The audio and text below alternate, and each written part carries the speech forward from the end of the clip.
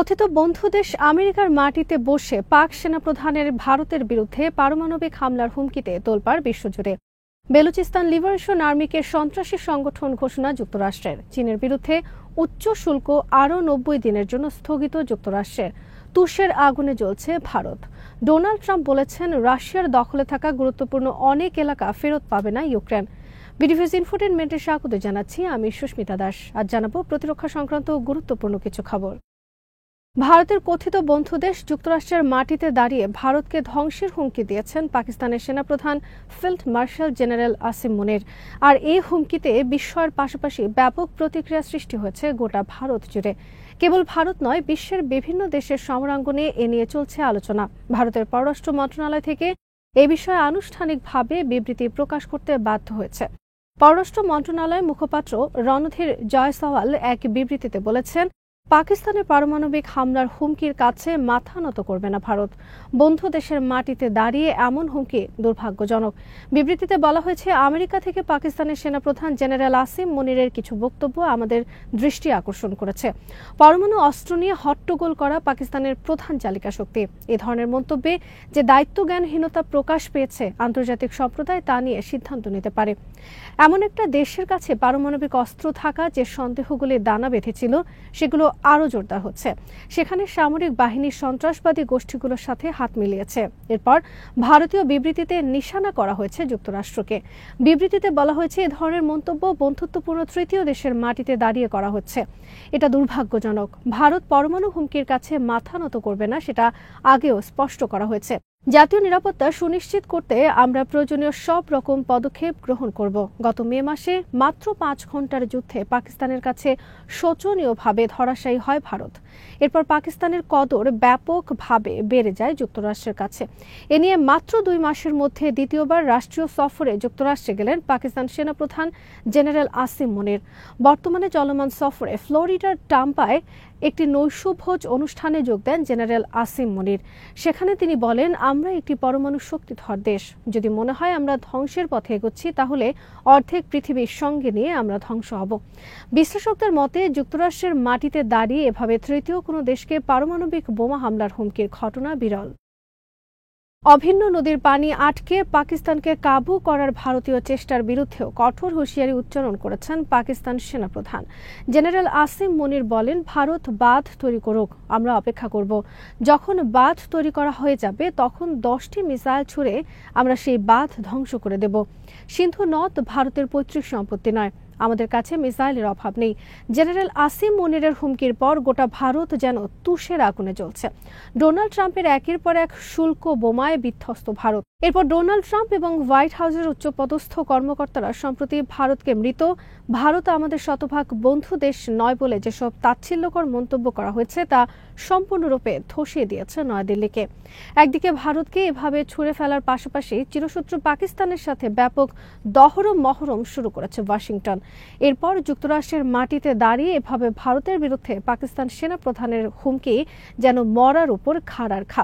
এদিকে বেলুচিস্তানের স্বাধীনতাপন্থী সশস্ত্র সংগঠন বেলুচিস্তান লিবারেশন আর্মি BLA কে সন্ত্রাসী সংগঠন হিসেবে ঘোষণা দিয়েছে ওয়াশিংটন। সোমবারের ঘোষণা অনুযায়ী BLA যুক্তরাষ্ট্রের ফরেন টেররিস্ট অর্গানাইজেশনস বা FTO তালিকাভুক্ত হল। একই সাথে BLA এর সামরিক শাখা মজিদ ব্রিগেডকেও FTO তালিকাভুক্ত করা হয়েছে। এর আগে 2019 সালে BLA কে যুক্তরাষ্ট্র স্পেশালি ডেজিগনেটেড গ্লোবাল টেররিস্ট তালিকাভুক্ত করেছিল। বেলুচিস্তানের BLA কে ভারত মদদ দিচ্ছে বলে অভিযোগ পাকিস্তানের। এ ধরনের একটি সংগঠনকে যুক্তরাষ্ট্রের সন্ত্রাসী তালিকাভুক্ত করতে পারা পাকিস্তানের একটি কূটনৈতিক সফলতা হিসেবে দেখছেন অনেক বিশ্লেষক। পাকিস্তানের বিরুদ্ধে পারমাণবিক হামলার হুমকি নিয়ে যখন দুই দেশের মধ্যে উত্তেজনা চলছে, তখন 11 অগাস্ট উভয় দেশ আরব সাগরে শুরু করেছে পাল্টাপাল্টি নৌমহড়া। 12 অগাস্ট পর্যন্ত চলবে এই মহড়া। ভারত তাদের গুজরাট উপকূলে এই মহড়ায় ব্যবহার করবে রাশিয়া ও ফ্রান্সের তৈরি বিভিন্ন ধরনের যুদ্ধ বিমান। মহড়াকে কেন্দ্র করে উভয় দেশ তাদের আকাশসীমায় সতর্ক অবস্থায় রেখেছে বিমান বাহিনীকে। ভারতের আরেক চিরশত্রু চীনের বিরুদ্ধে বর্ধিত শুল্ক আরও 90 দিনের জন্য স্থগিত করেছেন ডোনাল্ড ট্রাম্প। সোমবার ট্রাম্প এ বিষয়ে আদেশে স্বাক্ষর করেন। দুই দেশের মধ্যে আলোচনার পর উভয় দেশ পাল্টাপাল্টি শুল্ক বৃদ্ধি স্থগিত করার বিষয়ে সম্মতির পর ট্রাম্প সোমবার তাতে অনুমোদন দিলেন 90 দিনের জন্য। এরপর উভয় দেশ থেকে যৌথ বিবৃতি প্রকাশ করা হয়েছে শুল্ক স্থগিত বিষয়। মঙ্গলবার থেকেই চীনের বিরুদ্ধে যুক্তরাষ্ট্রের শুল্ক 30% থেকে বেড়ে 54% কার্যকর করার কথা ছিল। সোমবারের চুক্তির পর যুক্তরাষ্ট্রে চীনা পণ্য আমদানির ক্ষেত্রে শুল্ক দিতে হবে 30%। অপরদিকে মঙ্গলবার থেকে চীনেও যুক্তরাষ্ট্রের পণ্য আমদানির ওপর 34% শুল্ক ধার্য হওয়ার কথা ছিল, কিন্তু চীন সেটাকে নামিয়ে মাত্র 10% নির্ধারণ করল। আপাতত চীনা এই পদক্ষেপে খুশি ডোনাল্ড ট্রাম্প ও তার প্রশাসন। চীন যুক্তরাষ্ট্র পাল্টাপাল্টি শুল্ক বৃদ্ধির সিদ্ধান্ত আরও 90 দিনের জন্য স্থগিত রাখার সিদ্ধান্ত দুই দেশের সম্পর্ক নতুন দিকে মোড় নিল। এ ঘটনাকে গোটা বিশ্বের জন্য শুভকর হিসেবে আখ্যায়িত করেছেন বিশ্লেষকরা। যেখানে পাকিস্তানের ওপর যুক্তরাষ্ট্রের শুল্ক মাত্র 19%, চীনের বিরুদ্ধে 30%, সেখানে ভারতের বিরুদ্ধে শুল্কের পরিমাণ 50%। ভারতের প্রতি যুক্তরাষ্ট্রের এমন পদক্ষেপে গোটা বিশ্বের কাছে ভারতের ইমেজ মারাত্মক সংকটে পড়েছে। ভারতের উপর যুক্তরাষ্ট্রের ব্যাপক শুল্ক বৃদ্ধির ভয়াবহ প্রভাব শুরু হয়ে গেছে দেশটির অর্থনীতিতে, বিশেষ করে ধ্বংসের পথে দেশটির তৈরি পোশাক খাত। যুক্তরাষ্ট্রের যেসব বড় বড় কোম্পানি ভারত থেকে তৈরি পোশাক সংগ্রহ করে তারা ভারতকে পরামর্শ দিয়েছে তাদের তৈরি পোশাক শিল্প বাংলাদেশ ও ভিয়েতনামের মতো দেশে স্থানান্তর করতে, অন্যথায় তারা আর ভারতীয় প্রতিষ্ঠানের পোশাক কিনতে পারবে না।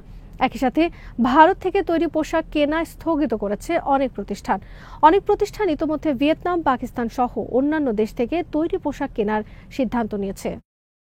যুক্তরাষ্ট্রের প্রেসিডেন্ট ডোনাল্ড ট্রাম্প বলেছেন, রাশিয়ার দখলে থাকা ইউক্রেনের কিছু গুরুত্বপূর্ণ এলাকার মায়া ত্যাগ করতে হবে ইউক্রেনকে।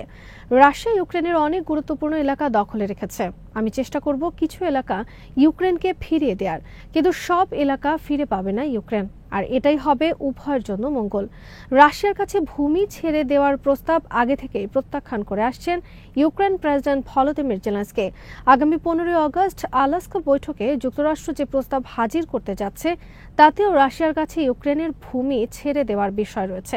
এই প্রস্তাব সামনে আসার পর জেলেনস্কি নতুন করে তীব্র ক্ষোভ প্রকাশ করেছেন। এর জবাবে ডোনাল্ড ট্রাম্প সোমবার যা বলেছেন তা জেলেনস্কির মুখে এক প্রকার চড় মারার শামিল। ট্রাম্প বলেছেন, তার চেঁচামেচি আমার কাছে খুবই বিরক্তিকর। সে বলছে তাদের ভূমি রাশিয়ার কাছে তুলে দিতে হবে, সংবিধানের সংশোধন করতে হবে। বেশ ভালো, তাহলে তিনি যে রাশিয়ার বিরুদ্ধে যুদ্ধ শুরু করলেন আর ইউক্রেনের সব মানুষ মেরে শেষ করে দিচ্ছেন, দেশটাকে ধ্বংস করলেন, এক্ষেত্রে তিনি কি সংবিধানের অনুমতি নিয়ে করেছিলেন? তা তো তিনি করেননি। তাহলে রাশিয়ার কাছে ভূমি ছেড়ে দিতে সংবিধানের অনুমতি লাগবে কেন? বর্তমানে ইউক্রেনের লুহানস্ক, দোনেটস্ক, জাপোরিজিয়া, খারসন, ক্রিমিয়া সহ মোট 10 ভাগের 1 ভাগ রাশিয়ার দখলে রয়েছে। রাশিয়ার দখলে থাকা বিভিন্ন এলাকায় ইউক্রেন ফেরত পাবে না এ ঘোষণার পর পূর্ব ইউরোপ ছেড়ে পালাতে শুরু করেছে অনেক ইউক্রেনিয়ান। আজ এখানেই শেষ করছি। সমরাস্ত্র, প্রতিরক্ষা, কূটনীতির নানা তথ্য জানতে চোখ রাখুন বিডিভিউজ ইনফোটেইনমেন্টে। চ্যানেলটি ভালো লাগলে সাবস্ক্রাইব করুন, সংযুক্ত থাকুন আমাদের ফেসবুক পেজে।